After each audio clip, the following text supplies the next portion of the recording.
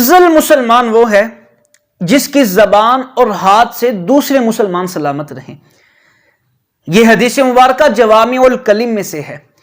یعنی الفاظ تو مختصر ہے لیکن معانی اور مفاہیم کا سمندر موجے مار رہا ہے۔ اگر مسلمان صرف اس ایک حدیث پہ دل و جان کے ساتھ اور صحیح معنوں میں عمل کر لیں تو پھر حقوق العباد کی تمام تر جزئیات پر عمل کی سعادت نصیب ہو سکتی ہے۔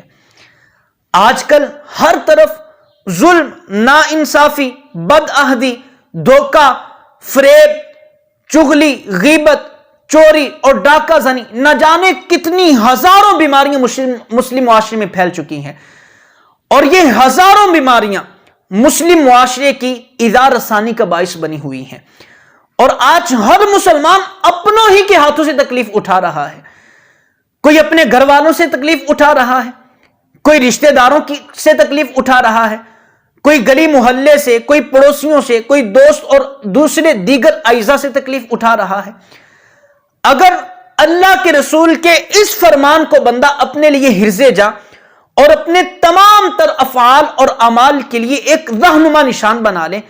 تو بخدا یہ صرف ایک حدیث ہی ملت اسلامیہ کے امن اور چین کے لیے کافی ہے۔ صرف ایک حدیث ہی سے مسلم معاشرہ امن کا گہوارہ بن سکتا ہے، کیونکہ جب ہر مسلمان یہ سوچے گا کہ ایک مسلمان ہونے کے ناطے میرا یہ فرض ہے کہ میری زبان سے کسی کو تکلیف نہیں پہنچنی چاہیے، تو پھر مسلم معاشرہ کس قدر امن کا گہوارہ بن جائے گا۔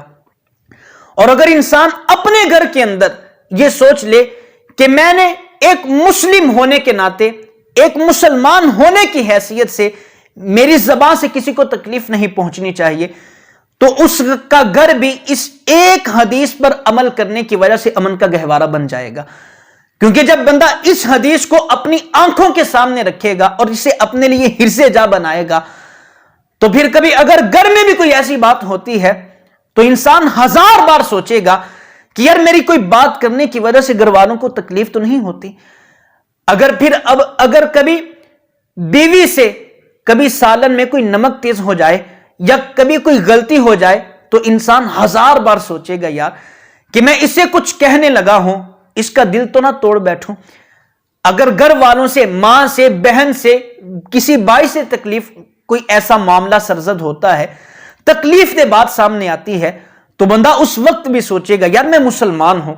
مسلمان ہونے کے ناطے اگر کسی سے غلطی ہو جائے تو میں معاف کروں اور میری زبان سے کسی کو تکلیف نہ پہنچے، تو کس طرح یہ مسلم معاشرہ اور یہ مسلم معاشرہ امن کا گہوارہ بن جائے گا۔ اور صرف یہ ایک حدیث ہی ملت اسلامیہ کے چین کے لیے کافی ہے۔ مگر افسوس کے ساتھ ہم سکون اور امن لینے کے لیے مغرب کے دانشوروں کو تو دیکھتے ہیں، ان کی باتوں کو تو فالو کرتے ہیں، ان کے طرز زندگی کو تو لیتے ہیں، لیکن وہ مدینے والے دارالشفا کو بھول بیٹھے ہیں، جہاں پہ کوئی دکھ درد کا مارا جاتا ہے تو اپنے دکھ درد کا مداوع کروا کے لاتا ہے، اگر کوئی پریشانیاں لے کے جاتا ہے تو خوشیاں دامن میں سمیٹ کے لاتا ہے۔ اگر اس مدینے کے دارالشفا سے باتوں کو لیا جائے، اللہ کے رسول کی حدیثوں کو لیا جائے، ان پر عمل کیا جائے تو کس طرح انسان کی زندگی امن اور سکون کا گہوارہ بن سکتی ہے،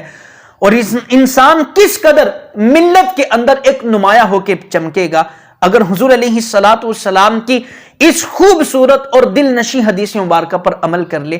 کہ بہترین مسلمان وہ ہے جس کی زبان اور ہاتھ سے دوسرے مسلمان سلامت رہیں۔